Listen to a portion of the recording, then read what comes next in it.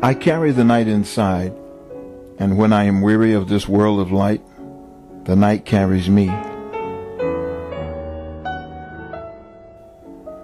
Hours after Martin Luther King Jr. was murdered, on April 4th, 1968, the inner core of Washington, D.C.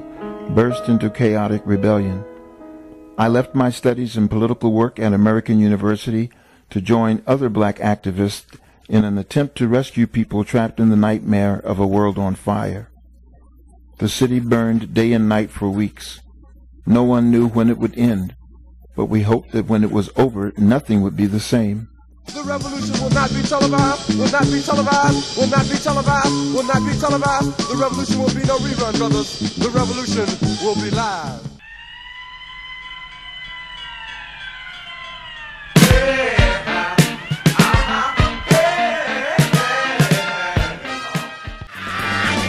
I don't want nobody to give me nothing. A year later, I moved into the Shaw community to work as an organizer with Black Land Movement and to fight for the people's right to rebuild.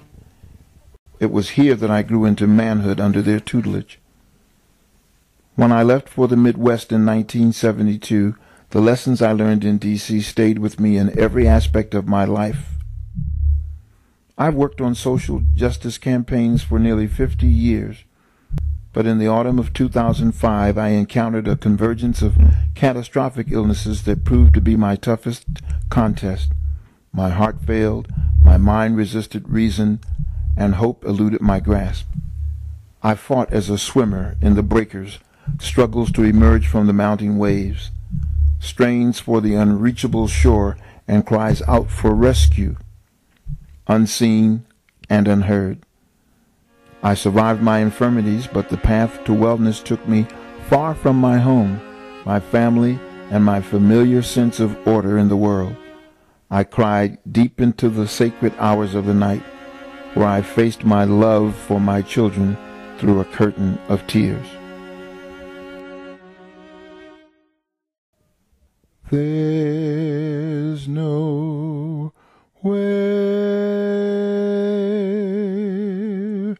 beneath the skies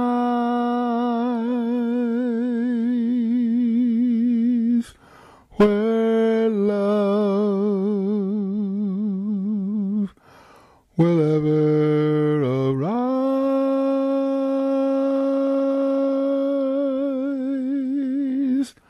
A love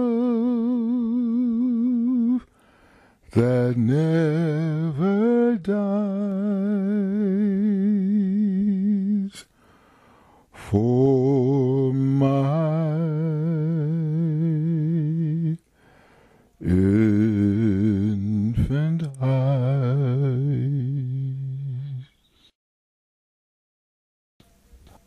Late in 2006, I returned to my beloved D.C. to find fresh paint over persistent impoverishment.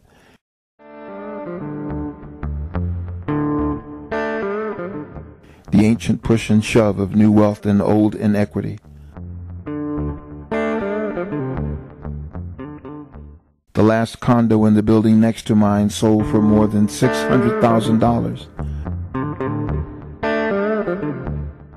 Same alley, same liquor store, same dirt. A friend brought me to a meeting of a dynamic group of organizers at the forefront of the battle for neighborhood equity. I joined their efforts, and through this work, many of my tears have turned to rejoicing. Amid the gentrification stand the symbols of BLM's historic struggle a generation ago. The brightly decorated husk of a storefront at 9th and Rhode Island is what remains of our first headquarters and its valiant crew of organizers. Bill, Judy, Anuli, Selrak, Jimmy, Rosafik, and Ife. My lifeblood is in the streets of Shaw. It cries out to me, and that cry is wrapped around my heart.